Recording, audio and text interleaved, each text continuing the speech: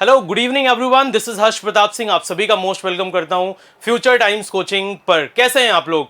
I hope आप सभी बहुत अच्छे होंगे और बहुत अच्छे से तैयारी कर रहे होंगे। एक बहुत ही बिगेस्ट इंफॉर्मेशन मैं लेकर के आया हूं, जो कुछ दिन पहले लोग हिडन थे कि यार कहीं ऐसा ना हो जाए कि जो डेट हम लोग बता रहे हैं वो डेट गलत हो जाए। बट आज ऑफिशियल वेबसाइट पर आ चुका है, यानी कि एसएससी खेल गई है। खेलना एसएससी को बहुत अच्छे से आता है, लेकिन इस बार खेलेगी एसएससी नहीं, इस बार खेलेंगे आप।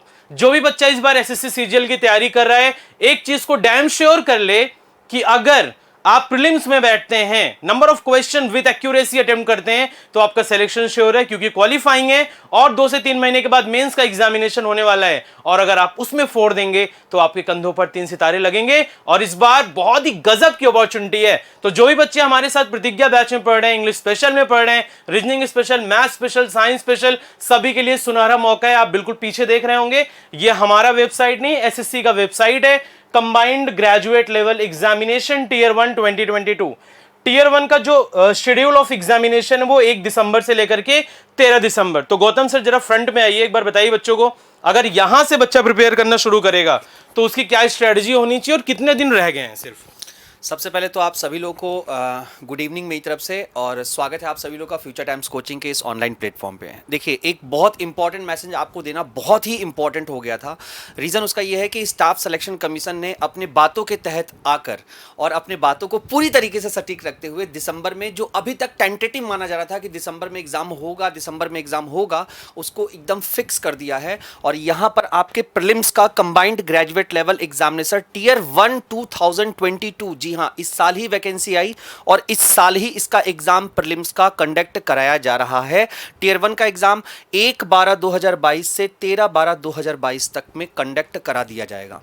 आपके पास अब गिनती के कितने दिन बचे हुए हैं ये भी आप अच्छी तरीके से जानते हो। आपने दिवाली की छुट्टियां बहुत शानदार तरीके से मनाई होंगी, खूब इंजॉय किए होंगे, स्वस्थ होंगे, मस्त होंगे और अब आप एक बार 30 दिनों की कमर तोड़ जोरदार मेहनत करने पे लग जाइए और वो 30 दिन का मेहनत का रिजल्ट आपको दिखाई देगा दिसंबर में 1 से लेकर 14 के बीच में।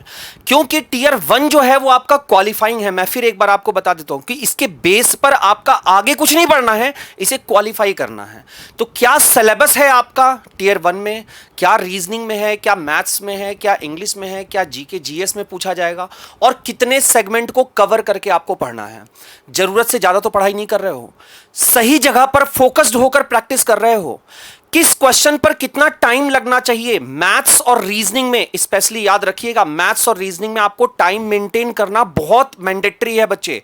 इंग्लिश की बात और जीएस की बात, इंग्लिश तो बेटा अगर आपको आता है तो आता है, नहीं आता तो फिर आपको हर्ष प्रताप सर के पास आना पड़ेगा और कोई उसका विकल्प है नहीं। और जीके जीएस आपको भी अच्छी तरीके से पता है कि 25 क्वेश्चन आएंगे तो 25 में से 25 तो आप नहीं कर सकते हो, ये अनुमानित एक बात है, नहीं हो सकता है। लेकिन मैथ्स, रीजनिंग और इंग्लिश में अगर आप चाहोगे तो इन 3 सब्जेक्ट में जबरदस्त तरीके से स्कोर कर सकते हो। मैं एक बार अपने इंग्लिश एडुकेटर हर्ष प्रताप सर से पूछना चाहूंगा जो फ्यूचर टाइम्स कोचिंग के प्लेटफॉर्म पर हैं कि सर एक बात बताओ कि अगर इस बार प्रीलिम्स का एग्जाम होगा सीजीएल 2022 का, तो क्या लगता है आपको बच्चों का कट ऑफ कितना तक बनना चाहिए, क्या कट ऑफ होना चाहिए? मेरे ख्याल से आपके हिसाब से क्या होना चाहिए? मैथ्स में कितने नंबर हो जाए, रीजनिंग में कितने हो जाए, जीके जीएस में कितने हो जाए, इंग्लिश में कितने हो जाए, ताकि ये बच्चे एकदम सिक्योर्ड जोन तक पहुंच जाए। Thank you sir. मैं इनको ये बताना चाहता हूँ कि देखो, बेस्ड ऑन द एक्सपीरियंस और based on my previous examination जो मैंने अटेम्प्ट किए थे, मैंने सिलेक्शन लिया हुआ है एसएससी में। टीयर 1 टीयर 2 का रोल नंबर भी मैंने आप लोग को 1000 बार बताया हुआ है। जो मेरा एक्सपीरियंस ये बोलता है कि अगर आप यूआर कैटेगरी से बिलोंग करते हैं गौतम सर, ठीक है, इस बार है टीयर 1 क्वालिफाइंग, तो 2013 में Gautam sir number of vacancies थी 13,000। 2013 में 13,000 वैकेंसीज थी और तब कट ऑफ लगती थी 95 to 105। बट जैसे ही ऑनलाइन सीबीटी एग्जामिनेशन शुरू हुआ तो यहाँ से 20 नंबर का मूव ऑन अपने आप हो जाता है, क्योंकि सर एडवांस टेक्नोलॉजी और आजकल अच्छी एजुकेटेड से गांव में भी बैठ के बच्चा ऑनलाइन थ्रू पढ़ सकता है। तो सर ये 20 नंबर एडिशनल अगर उस समय ऑनलाइन एग्जामिनेशन होता तो कट ऑफ में ये मान के चलता कि 2013 में अगर इतनी वैकेंसीज थी तो कट ऑफ जनरल कैटेगरी की 120 प्री में लगती सर। बट अभी जो नंबर ऑफ वैकेंसीज हैं सर वो हैं 37,000। तो 37,000 वैकेंसीज के अकॉर्डिंग अगर आप यूआर कैटेगरी से बिलोंग करते हैं, ये वीडियो पड़ी रहेगी 2 महीने 3 महीने बाद भी। अगर आप यूआर कैटेगरी से बिलोंग करते हैं सर, मैं सेफ साइड बता रहा हूं, अगर ये 55 क्वेश्चन करेक्ट करके आते हैं, यानी कि अगर आपके 110 मार्क्स हैं तो आप टीयर 1 में क्वालिफाई हो। इस बात को आप श्योर रखना, इंश्योर कर लो कि आप क्वालिफाई हो, मेंस में आप इन हो जाओगे। अगर आप ओबीसी कैटेगरी के हैं तो सर आप 105 रख लीजिए, अगर आप ईडब्ल्यूएस कैटेगरी के हैं तो आप 103 के आसपास रख लीजिए, एससी कैटेगरी के हैं तो 95 रख लीजिए, इसी के आसपास कट ऑफ जाएगी, इतना आप समझ लीजिए, श्योर हो जाइए। और सिलेक्शन होगा कैसे टीयर 1 में, हम लोगों ने क्या प्लान किया है, गौतम सर यूट्यूब पर सर 6 बजे के साथ यूट्यूब पर नेक्स्ट मंथ यानी कि कल से लगातार, आज से ही 7 बजे से यूट्यूब पर वीडियो आनी आपको शुरू होगी। प्रैक्टिस, लास्ट के 1 मंथ में आपको थ्योरी नहीं पढ़नी होती, प्रैक्टिस करना होता है, क्योंकि एसएससी सिर्फ प्रैक्टिस पे चलता है। आपने प्रीवियस ईयर क्वेश्चन किए हैं तो आप कॉन्फिडेंस साथ एग्जाम में बैठ के नए क्वेश्चन को क्रैक कर ले जाओगे। तो आज से 7 बजे गौतम सर यूट्यूब पर लाइव आएंगे और मैं रात में कल से आ रहा हूं यूट्यूब पर लाइव रात में 9 बजे। इंग्लिश के बेहतरीन क्वेश्चन करवाऊंगा, लेटेस्ट अपडेटेड कंटेंट क्वेश्चन रहेंगे जो अभी एग्जामिनेशन एसएससी में पूछा गया था। तो अगर आप प्रैक्टिस करेंगे हमारे साथ 1 महीने लग करके आप यूट्यूब पर लाइव आते हैं तो आपका सिलेक्शन श्योर है, 100% श्योर है। अब थोड़ी बहुत बातें जो बची होंगी वो गौतम सर आपको बताएंगे। देखो, जैसा कि सर ने आपको बताया है कि कट ऑफ क्या होना चाहिए, लेकिन एक जो सर मैं समझता हूँ ना कि बच्चों के अंदर एक खौफ भी रहता है। तो मैं ये आपकी बात यहाँ पर नोट डाउन और अच्छी तरीके से कर ले रहा हूँ कि आप 110 तक अपना मार्क्स रखो, ठीक है। आप 110 तक अगर अपना मार्क्स रखोगे ना तो डेफिनेटली सबसे पहली बात क्वालिफाइंग इन नेचर है।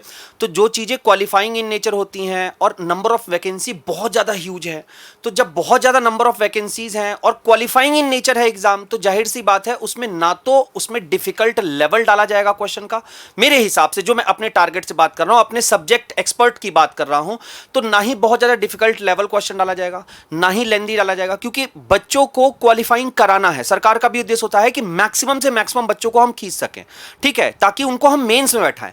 मेंस में आपकी परीक्षा बहुत तगड़ी होने वाली, जिसके आधार पर आपके कंधों पर सितारे लगने वाले हैं, या आप डबल एओ का पोस्ट पाने वाले हो, या आप एक्साइज इंस्पेक्टर बनने वाले हो। सर होता क्या था, जैसे जब प्री होता था अभी, तो प्री गवर्नमेंट क्या करती थी, कम से कम 1 लाख से लेकर के 1.5 लाख बच्चों को मेंस दिलाती थी, जब नंबर ऑफ वैकेंसी सर 8,000 से 10,000 होती थी। इस बार नंबर ऑफ वैकेंसी है 37,000, तो इस बार जो मेंस देने को मिलेगा सर मेरे अकॉर्डिंग 4 से 4.5 लाख बच्चों को। बहुत सही, शानदार, वेरी। इसके बिहाफ पर मैं ये कह सकता हूँ कट ऑफ डाउन रहेगी और मेंस के लिए लग जाओ, सिलेक्शन हो जाएगा। 2024 में चुनाव है, उसी का फायदा उठा लो। हाँ बिल्कुल।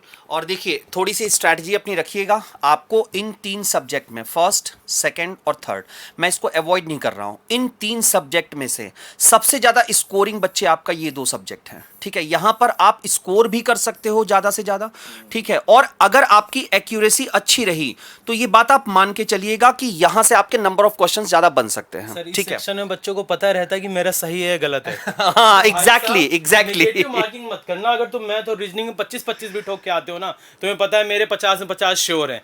यहाँ पे सर मैं बताऊं, 1-2 क्वेश्चन में हम लोग भी ऐसे रहते हैं तो श्योर नहीं रहते। बिल्कुल, ऑब्वियसली। तो देखो भाई, सर ने भी आपको बता दिया, मैं भी अपनी तरफ से बता दे रहा हूं। इसमें आप अगर कुआं भी खोदने का प्रयास कर लोगे ना तो खोदते रहो 80-90 दिनों तक।